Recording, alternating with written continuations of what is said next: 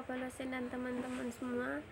Perkenalkan, nama saya Cindy Yolanda Karnani, NIM 20030028, kelas A, semester 3, jurusan Sosiologi.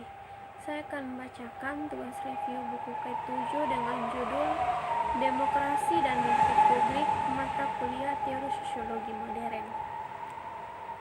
Bab 1, Sejarah sebuah konsep. Mula-mula para utusan Injil itu menyebarkan utusan Injil di jaringan tertutup. Para pedagang ini belum terjadi kebangkitan budaya publik berbasis cetakan.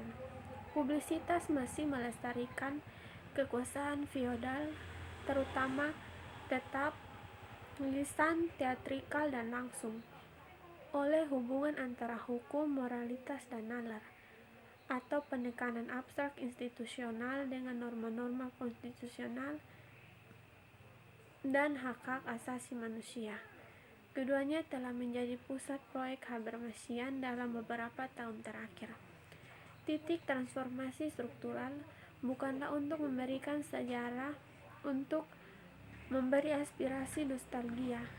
Habermas sendiri tidak pernah membayangkan lingkup publik abad ke-18 sampai pada tingkat yang telah dikenakan kritik. Otoritas publik mengambil dimensi birokrasi yang lebih tinggi, termasuk pemisahan yang lebih besar antara parlemen dan kehakiman. Anggaran negara menikmati kemerdekaan yang lebih besar dari kepemilikan pribadi. Orang-orang masih memiliki istilah publik sekarang dikaitkan dengan hal-hal yang berkaitan dengan negara yang semakin individu yang bertanggung jawab. Publisitas dan pentingnya budaya mulia dan aristokrat mulai berkurang. Hubungan yang kompleks antara ekonomi dan negara muncul selama fase merkantilisme. Otoritas negara bergantung pada buah dari inisiatif ekonomi swasta, dan nasib borjuis tergantung pada kebijakan pajak negara, undang-undang hukum, dan militer. Karena di satu sisi masyarakat sekarang menghadapi negara yang jelas memisahkan dominan pribadi dari otoritas publik, karena di sisi lain hal itu mengubah reproduksi kehidupan menjadi sesuatu yang melanggar batas-batas kewenangan domestik swasta dan menjadi zona kepentingan umum. Zona kontak administratif itu menjadi kritis dalam arti bahwa hal itu memicu penghakiman kritis atas penggunaan alasannya di hadapan umum. Bab 2, Lingkup publik dan kritik. Transformasi struktural yang bertujuan untuk memetakan peningkatan dan janji yang tak terbantahkan dari publisitas kritis, seperti yang ditulis oleh sebagian besar sejarah politik secara terang-terangan. Habermas sendiri telah mengakui secara retrospektif sebuah dispektur antara kejahatan dari narasi rahmat dan kompleksitas yang diekspos oleh historiografi yang lebih terukur tentang perkembangan unilateral dari masyarakat yang aktif secara politik ke orang yang menarik diri ke dalam privasi yang buruk, dari pengalaman budaya kepada masyarakat yang mengkonsumsi budaya terlalu sederhana. Kelemahan utamanya adalah transformasi struktural tidak memperlakukan lingkungan publik yang klasik, dan post-transformasi publik kapitalisme yang terorganisir secara simetris. Transformasi struktural juga memperlibatkan kecenderungan untuk tidak hanya mengabaikan peranan wanita dalam pertumbuhan publisitas kritis, tetapi juga mengabaikan keunikan peranan itu seperti para pemungut cukai pekerja.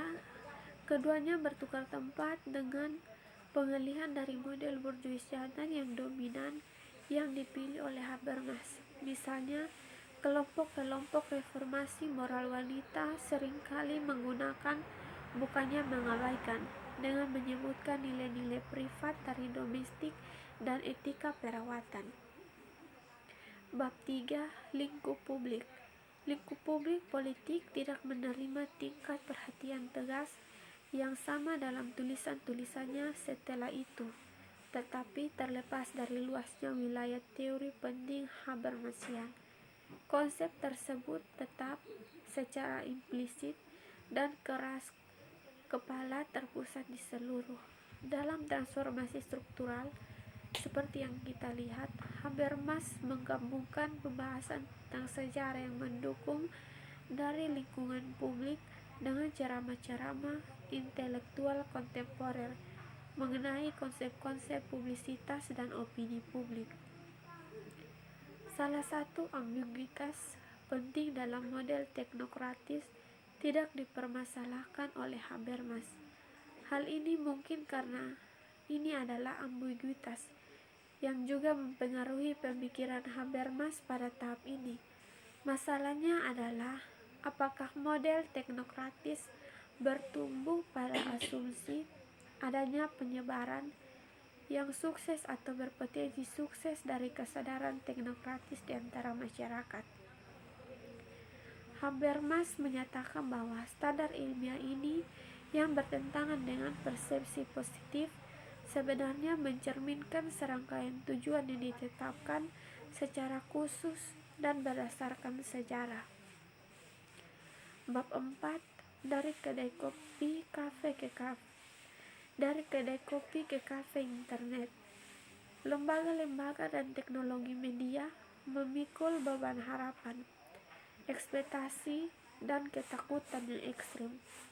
Sepanjang abad ke-20, ini menunjukkan sedikit tanda untuk mengurangi masa digitalisasi. Dari sudut pandang demokrasi dan kewarganegaraan, media telah dicat sebagai antek demokrasi dan konsumerisme massal, sebagai pertanda demokrasi yang lebih baik dalam diri orang lain. Namun, komunikasi yang diperantarai dalam kehidupan sosial politik dan kebudayaan modern jarang sekali diperdebatkan. Menurut Thompson, meningkatnya komunikasi media mengawali era yang dicirikan oleh naiknya interaksi. Jika interaksi tatap muka terjadi di lokasi fisik yang umum dan bisa jadi pada gerakan prinsip terhadap hubungan timbal balik, media komunikasi telah memungkinkan pelepasan hubungan sosial yang merupakan karakteristik modern, di mana interaksi terusir dari konteks spesial dan temporal. Thompson membedakan dua jenis interaksi yang dimediasi. Satu jenis, misalnya telepon, email, atau penulisan surat, memfasilitasi pertemuan dialog di seluruh ruang dan waktu. Meskipun itu juga mengatur ulang interaksi tatap muka, membuat pertemuan baru, kendala, dan peluang.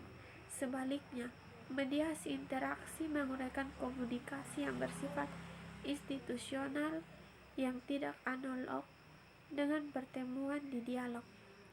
Interaksi yang dimediasi berbeda dari interaksi tatap muka, dan interaksi mediasi di tempat pertama para peserta dalam interaksi tatap muka dan interaksi yang dimediasi berorientasi pada orang lain tertentu untuk siapa mereka menghasilkan ucapan dan ekspresi.